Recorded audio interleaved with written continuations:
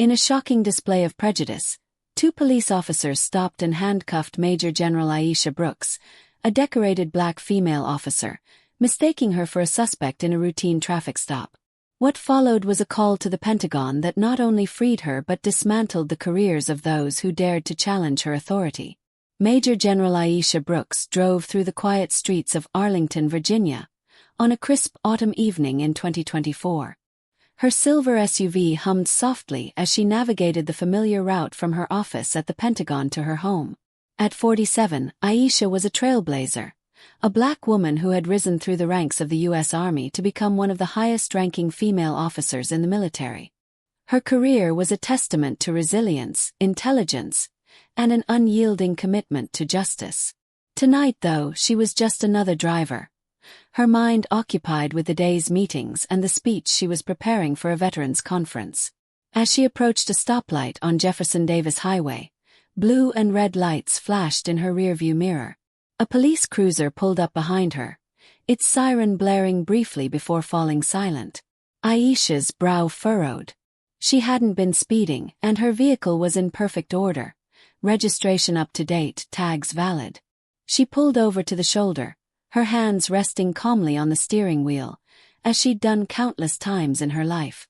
Growing up in a predominantly black neighborhood, she had learned early how to navigate encounters with law enforcement. Stay calm, keep your hands visible, and don't make sudden movements. Two officers emerged from the cruiser. Officer Daniel Hargrove, a stocky man with a buzz cut, approached the driver's side, while his partner, Officer Michael Tate, stood near the rear of Aisha's SUV. Hargrove's flashlight beam cut through the dusk, illuminating the interior of her car. Aisha lowered her window, her expression composed but alert. "Good evening, ma'am," Hargrove said, his tone clipped. "License and registration, please." Aisha nodded, reaching slowly for her wallet. "May I ask why I was pulled over, officer?" Her voice was steady, professional, with the measured cadence of someone accustomed to command. Hargrove's eyes narrowed slightly. "We'll get to that. License and registration now." Aisha handed over her military ID alongside her driver's license. The ID clearly displayed her rank, Major General, United States Army. Hargrove glanced at it, then at her, his expression unreadable. Tate, standing a few feet away, shifted his weight, his hand resting on his holster. "Step out of the vehicle, ma'am," Hargrove said, his voice hardening. Aisha's jaw tightened, but she complied, stepping out with deliberate calm. She stood tall, her posture reflecting years of military discipline. At 5 feet 8 inches, she carried herself with an air of authority, her tailored blazer and slacks a stark contrast to the casual assumptions she sensed brewing in Hargrove's demeanor. "Is there a problem, officer?" Aisha asked again, her tone polite but firm. Hargrove didn't answer immediately. Instead, he exchanged a glance with Tate, who nodded slightly. "Turn around and place your hands behind your back," Hargrove ordered. Aisha's heart rate quickened, but her face remained impassive.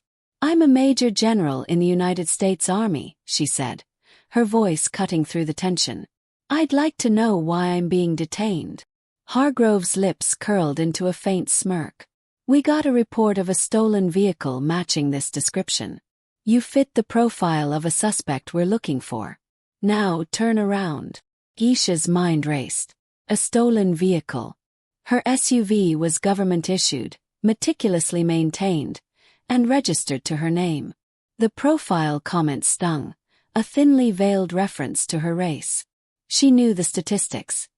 Black drivers were disproportionately stopped, searched, and arrested compared to their white counterparts. But she also knew her rights, her rank, and the power she wielded. "I'm not turning around until you clarify the basis for this stop," Aisha said, her voice unwavering. "My vehicle is not stolen, and I'm not a suspect.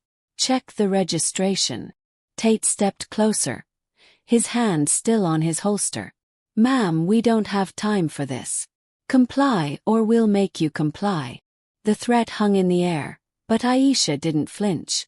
She'd faced worse. Hostile interrogations in war zones, high-stakes negotiations with foreign dignitaries. These officers, she realized, had no idea who they were dealing with. But she also knew the danger of escalation. She took a deep breath, calculating her next move. "Very well," she said, turning slowly and placing her hands behind her back. The cold metal of handcuffs clicked around her wrists, and a wave of indignation surged through her. This wasn't just a misunderstanding. It was a power play, rooted in assumptions she'd fought against her entire life. Hargrove led her to the cruiser, where she sat in the back seat, her mind already working through the situation. She wasn't afraid, she was furious. But she knew anger alone wouldn't resolve this. She needed to act strategically, and she had resources most didn't. "Officer Hargrove," she said as he climbed into the driver's seat, "I'm giving you one chance to reconsider this. I'm a 2-star general. My office is at the Pentagon. You're making a mistake." Hargrove chuckled, glancing at Tate in the passenger seat. "A general, huh? Sure, lady. And I'm the Secretary of Defense." Tate laughed, but there was a nervous edge to it. Aisha's military ID sat on the dashboard, its embossed seal glinting under the cruiser's interior light. Hargrove ignored it, starting the engine and pulling onto the road toward the precinct. Aisha sat silently, her mind shifting to her next move. She had spent decades building a career defined by discipline and precision. She'd overseen operations in Iraq and Afghanistan, advised top brass on national security, and earned the respect of her peers through sheer competence. This moment, humiliating as it was, would not define her. But it would define the officers who thought they could treat her like a common criminal. At the precinct, Aisha was led to a holding area, still handcuffed. The desk sergeant, a middle-aged woman named Carla Ruiz, glanced up as Hargrove and Tate brought her in. Ruiz's eyes lingered on Aisha's military ID, then flicked to Hargrove. "What's this?" Ruiz asked, holding up the ID. "Routine stop," Hargrove said dismissively. "Stolen vehicle report. She claims she's some big-shot general." Ruiz's brow furrowed as she examined the ID more closely. "This says Major General Aisha Brooks, U.S. Army. You verified this?" Hargrove shrugged. "She's got a story. Doesn't mean it's true." Aisha, standing calmly despite the handcuffs, spoke up. "Sergeant Ruiz, I'd like to make a phone call." Ruiz hesitated, glancing between Aisha and the officers. "You're entitled to one," she said, nodding toward a phone on the desk. Hargrove scoffed. "You're wasting our time, lady." Aisha ignored him, her focus on Ruiz. "I'd prefer to make the call in private if possible."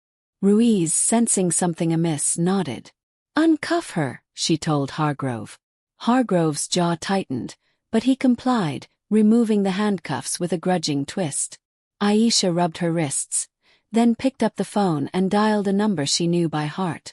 The line rang twice before a crisp voice answered. "Office of General Raymond Carter, Joint Chiefs of Staff. How may I assist you?" "This is Major General Aisha Brooks," Aisha said, her voice calm but authoritative. "I need to speak with General Carter immediately." The room went quiet. Hargrove and Tate exchanged uneasy glances, while Ruiz's eyes widened slightly. The voice on the other end responded promptly. "Yes, ma'am. One moment." Seconds later, General Raymond Carter, a 4-star general and one of the most powerful figures in the U.S. military, came on the line. "Aisha, what's going on?" Aisha explained the situation with clinical precision. The traffic stop, the false claim of a stolen vehicle, the handcuffs, and the officer's refusal to verify her identity. Carter listened without interrupting, his silence heavy with growing anger. "Where are you now?" he asked when she finished. "Arlington County Police Department, Precinct 3, Aisha replied. "I'd appreciate your assistance." "Stay put," Carter said. "I'm handling this." Aisha hung up the phone and turned to face Hargrove and Tate. "You might want to start preparing your explanations," she said, her voice low but laced with steel. Hargrove's smirk faltered, but he doubled down. "You think a phone call's gonna scare us? We're doing our job." Ruiz, however, wasn't so dismissive. She pulled Hargrove aside, her voice low but urgent. You didn't run her ID through the system, did you? Hargrove shrugged. Didn't need to.